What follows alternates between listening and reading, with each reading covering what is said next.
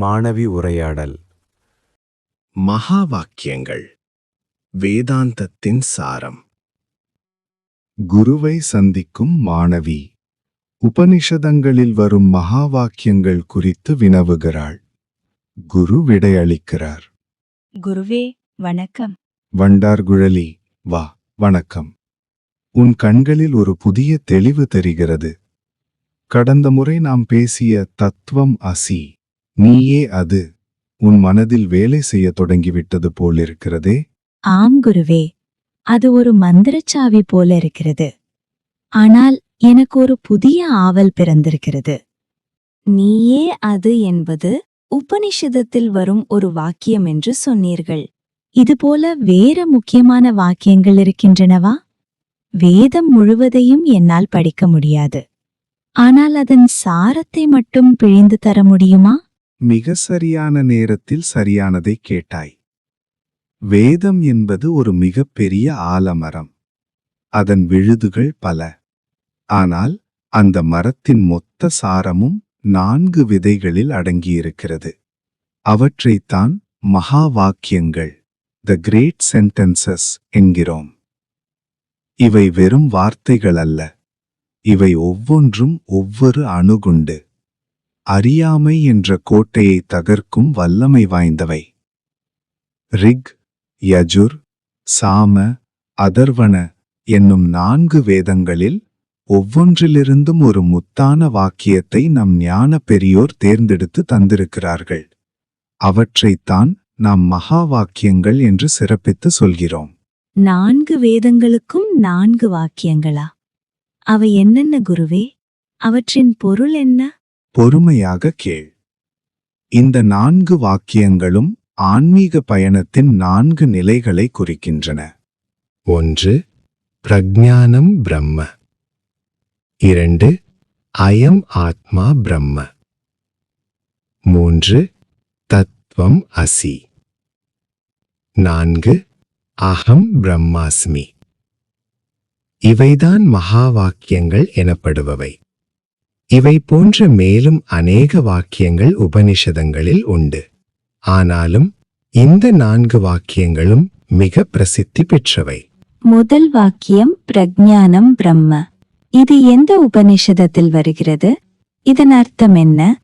இது ரிக்வேதத்தில் உள்ள ஐதரேய உபனிஷதத்தில் வருகிறது. இதன் பொருள் உணர்வே பிரம்மம். கான்ஷியஸ்னஸ் இஸ் பிரம்மன். கடவுள் யார், அவர் எப்படி இருப்பார் என்று தேடுபவனுக்கு வேதம் கொடுக்கும் முதல் பதில் இதுதான். கடவுள் என்பவர் எங்கோ வானத்தில் இருப்பவர் அல்ல. உனக்குள்ளும் எல்லா உயிர்களுக்குள்ளும் அறிபவனாக இருக்கிறதே ஒரு சக்தி, அதுதான் கடவுள். உணர்வு என்றால் என் மனம் நினைப்பதுதானே? இல்லை, அங்கேதான் நீ சறுக்குகிறாய்.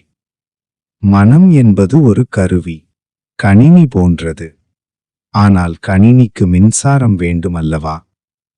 உன் கண்கள் பார்க்கின்றன, ஆனால் கண்களுக்கு பின்னாலிருந்து பார்ப்பது யார்? உன் காது கேட்கிறது, அதை அறிவது யார்? ஒரு உதாரணம் சொல்கிறேன். ஒரு கேமராவால் பல படங்களை எடுக்கிறாய். கேமரா லென்ஸ் பார்க்கிறது. ஆனால் கேமராவுக்கு தெரியுமா அது என்ன பார்க்கிறது என்று? தெரியாது. போட்டோகிராஃபருக்கு தான் தெரியும். சரியாக சொன்னாய். இங்கே உன் கண்கள், காதுகள், ஏன் உன் மூளை கூட அந்த கேமரா லென்ஸ் போன்றதுதான். அதற்கு பின்னால் நின்று நான் பார்க்கிறேன், நான் கேட்கிறேன், எனக்கு வலிக்கிறது என்று உணர்கிறதே ஒரு சக்தி. அந்த சுத்த அறிவு, பியோர் அவேர்னஸ் தான் பிரக்ஞானம். அதுதான் பிரம்மம். எறும்பு முதல் யானை வரை அந்த உணர்வு ஒன்றுதான். உடல்கள் வேறுபடலாம், மின்சாரம் ஒன்றுதான். ஆனால் அது எரியும் பல்புகள் வேறு வேறாக இருக்கலாம். அந்த மின்சாரமே பிரம்மம். ஓ, அப்படியென்றால் கடவுளை தேடி வெளியே போக தேவையில்லை. அறிபவனே இறைவன் என்று சொல்கிறீர்கள். மிக சரி. இதுதான் முதல் படி, இறைவனுக்கான சரியான விளக்கம். அடுத்த வாக்கியம் அயம் ஆத்மா பிரம்ம என்றீர்கள். இது எங்கே வருகிறது? இது அதர்வண வேதத்திலுள்ள மாண்டூக்கிய உபனிஷதத்தில் வருகிறது. இது மிக சிறிய உபனிஷதம், ஆனால் மிகவும் ஆழமானது. இதன் பொருள், இந்த ஆத்மா பிரம்மம். திஸ் செல்ஃப் இஸ் பிரம்மன். பிரஜ்ஞானம் பிரம்ம என்பதற்கும் இதற்கும் என்ன வித்தியாசம்? முதல் வாக்கியம் கடவுள் என்றால் என்ன என்று பொதுவான இலக்கணம் சொன்னது. இந்த இரண்டாவது வாக்கியம் அதை உனக்கு நெருக்கமாக கொண்டு வருகிறது. கையை உன் நெஞ்சில் வைத்துக்கொண்டு இந்த ஆத்மா என்று சுட்டிக்காட்டுகிறது. இங்கே உன்னை மூன்றாக பிரித்துப் பார். 1. விழிப்பு நிலை, வேக்கிங் ஸ்டேட், இப்போது நாம் பேசிக் கொண்டிருக்கிறோம். 2. கனவு நிலை, ட்ரீம் ஸ்டேட், தூக்கத்தில் கனவு காண்கிறாய். 3. ஆழ்ந்த உறக்க நிலை, டீப் ஸ்லீப், கனவே இல்லாமல் தூங்குகிறாய். இந்த 3 நிலைகளிலும் நீ இருக்கிறாய் அல்லவா? கனவிலும் நான் இருந்தேன் என்கிறாய், தூக்கத்திலும் நான் நன்றாக தூங்கினேன் என்கிறாய். மாறுவது நிலைகள் மட்டும்தான். மாறாமல் இருக்கும் அந்த நான் இருக்கிறதே, அதுதான் துரியம், த ஃபோர்த் ஸ்டேட். அதுதான் ஆத்மா. புரியும்படி ஒரு உதாரணம் சொல்லுங்கள் குருவே. சினிமா தியேட்டரை நினைத்துக்கொள். திரை இருக்கிறது. முதலில் படத்தில் சோக காட்சி ஓடுகிறது. அடுத்து சண்டே காட்சி, அடுத்து நகைச்சுவை காட்சி என்று காட்சிகள் மாறிக்கொண்டே இருக்கின்றன. ஆனால் திரை மாறுகிறதா? இல்லை, திரை அப்படியேதான் வெள்ளையாக இருக்கிறது. சோக காட்சி வந்தால் திரை அழாது. நெருப்பு வந்தால் திரை எரியாது. உன் விழிப்பு, கனவு, தூக்கம் எல்லாம் அந்த சினிமா காட்சிகள். அவற்றை தாங்கி நிற்கும் அந்த திரைதான் ஆத்மா. அந்த ஆத்மாதான் பிரம்மம். நீ சோக காட்சி அல்ல, நீ சண்டே காட்சி அல்ல, நீ திரை. இதை உணர்வதுதான் அயம் ஆத்மா பிரம்ம. ஆஹா, திரை உதாரணம் மிக அருமை. இப்போது 3வது வாக்கியம் நாம் முன்பே பேசியதுதான், தத்துவம் அசி. ஆம், இது சாம வேதத்தில் உள்ள சாந்தோக்கிய உபனிஷதத்தில் வருகிறது. உத்தாலகர் என்ற ரிஷி தம் மகன் ஸ்வேதகேதுவுக்கு செய்யும் உபதேசம் இது. பொருள், நீயே அதுவாக இருக்கிறாய், that thou art. இதுதான் குரு சீடனுக்கு சொல்லும் மந்திரம். தத், அது, பிரம்மம் அல்லது பேரறிவு. துவம், நீ, ஜீவன் அல்லது சிற்றறிவு. அசி, இருக்கிறாய், ஒன்றாக. குருவே, இதுதான் எனக்கு பெரிய குழப்பம். ஈஸ்வரன் சர்வ வல்லமை படைத்தவர், நான் அற்ப சக்தி படைத்தவள். மலையும் மடுவும் எப்படி ஒன்றாக முடியும்? நல்ல கேள்வி. இதை புரிந்து கொள்ள வேதாந்தத்தில் பாகத்யாக லட்சணை என்ற ஒரு முறை உண்டு. அதாவது, வேறுபாடுகளை நீக்கிவிட்டு அடிப்படையை மட்டும் பார்ப்பது. ஒரு உதாரணம் கேள். தேவதத்தன் என்று ஒருவன் இருக்கிறான். அவனை நீ சென்னையில் பார்க்கிறாய். அவன் கோட் சூட் போட்டுக்கொண்டு பெரிய அதிகாரியாக இருக்கிறான். 10 வருடம் கழித்து அதே ஆளை காசியில் பார்க்கிறாய். இப்போது அவன் காவி வேட்டி கட்டி தாடி வளர்த்திருக்கிறான். நீ என்ன சொல்வாய்? அந்த கோட் போட்ட ஆளும் தட் தேவதத்தா, இந்த காவி கட்டிய ஆளும் திஸ் தேவதத்தா ஒருவரே என்று சொல்வாயா மாட்டாயா?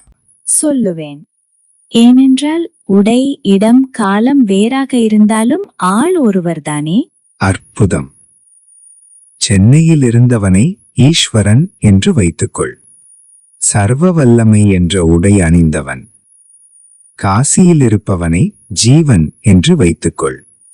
அற்ப அறிவு என்ற உடை அணிந்தவன். இப்போது அந்த உடைகளை கழற்றிவிடு. மாயை என்ற உடையை கழற்றிவிட்டால் ஈஸ்வரனிடம் மிஞ்சுவது சைத்தன்யம், கான்ஷியஸ்னஸ். அறியாமை என்ற உடையை கழற்றிவிட்டால் உன்னிடம் மிஞ்சுவதும் அதே சைத்தன்யம். பொருளால் இருவரும் ஒன்றுதான், வேஷம் மட்டும்தான் வேறு. இதை சுட்டிக்காட்டுவதுதான் தத்துவம் அசி. உடைகளை கழற்றி பார்த்தால் நானும் அவரும் ஒன்று. எவ்வளவு பெரிய புரட்சி! சரி, குரு இதை சொல்லிவிட்டார். சீடனுக்கு புரிந்துவிட்டது. அடுத்து என்ன நடக்கும்? அதுதான் 4வது நிலை. யஜுர்வேதத்தில் உள்ள பிருகதாரண்யக உபனிஷதத்தில் வரும் வாக்கியம் அகம் பிரம்மாஸ்மி. பொருள், நான் பிரம்மமாக இருக்கிறேன். ஐ ஆம் பிரம்மன். இது படித்து மனப்பாடம் செய்வதற்கான வெற்று கருத்தல்ல. இது ஒரு முழக்கம், அனுபவத்தில் வெடிக்கும் உண்மை. நான் வண்டார்குழலி, நான் பெண், நான் மனித பிறவி என்ற எண்ணங்கள் எல்லாம் எரிந்து போய் நான் எங்கும் நிறைந்திருக்கும் பேரொளி என்று உணரும் நிலை. இது அகங்காரமாகாதா? நானே கடவுள் என்று சொல்வது ஆணவம்தானே? இல்லை மகளே, நான் இந்த உடல், ஆனாலும் கடவுள் என்று சொன்னால்தான் அது ஆணவம். இங்கே நான் உடல் அல்ல என்று புரிந்த பிறகுதான் இந்த வார்த்தையே வருகிறது. ஒரு சிங்கக்குட்டி ஆடுகளோடு வளர்ந்தது. அதுவும் மே மே என்று கத்தியது. ஒரு நாள் ஒரு பெரிய சிங்கம் வந்து கிணற்று நீரில் அதன் முகத்தை காட்டியது. நீ ஆடு இல்லை, சிங்கம் என்று சொன்னது. தத்துவம் அசி. உடனே அந்த சிங்கக்குட்டி என்ன செய்யும்? சிலிர்த்து கொண்டு கர்ஜிக்கும். அந்த கர்ஜனைதான் அகம் பிரம்மாஸ்மி. அது ஆணவமில்லை, அது தனது சுயரூபத்தை மீட்டெடுக்கும் வெற்றி குரல். ஓர் அலை, நான் அலை அல்ல, நான் தண்ணீர் என்று உணர்ந்தால் அதற்கு பெயர்தான் அகம் பிரம்மாஸ்மி. அதற்கு பிறகு அலைக்கு அழிவு பயம் இருக்குமா? இருக்காது. உடைந்து போனாலும் கடலுக்குள் தானே போவோம் என்று தைரியம் வந்துவிடும். சரியாக சொன்னாய். அதுபோலதான் அகம் பிரம்மாஸ்மி என்று உணர்ந்தவனுக்கு மரண பயமே இருக்காது. குருவே, 4 வேதங்களும் சொல்லும் உண்மையை கேட்கும்போது என் மனம் விரிகிறது. 1. பிரக்ஞானம் பிரம்ம. இலக்கணம். பொருள், உணர்வே பிரம்மம். 2. அயம் ஆத்மா பிரம்ம. பயிற்சி. பொருள், எனக்குள் இருக்கும் சாட்சியே பிரம்மம். 3. தத்துவம் அசி. உறுதிநிலை, நீயே பிரம்மம். 4. அகம் பிரம்மாஸ்மி. அனுபவம், நானே பிரம்மம். இந்த வரிசை சரிதானே? மிக சரி, புத்திசாலி பெண்ணி. இதை தினமும் சிந்தி. காலையில் எழுந்ததும் பிரக்ஞானம் பிரம்ம என்று நினை. எனக்கு ஆதாரமான உணர்வு இறை வடிவம். கண்ணாடி பார்க்கும்போது அயமாத்மா பிரம்ம என்று நினை. தெரியும் உருவம் நான் அல்ல, பார்ப்பவன் நான். கஷ்டம் வரும்போது தத்துவம் அசி என்று நினை. நான் இந்த சிறிய எல்லைக்குள் இருப்பவள் அல்ல, நான் பெரியவள். தியானத்தில் அமரும்போது அகம் பிரம்மாஸ்மி என்று ஆழ்ந்து போ. இந்த 4 தூண்களை பிடித்துக்கொள். சம்சார கடலை எளிதாக கடக்கலாம். நன்றி குருவே. என் வாழ்நாளில் மறக்க முடியாத பாடம் இது. உபனிஷதங்களின் ஒளியில் என் பாதை தெளிவாகிறது. நமஸ்காரம். சுபமஸ்து. தத்சத்.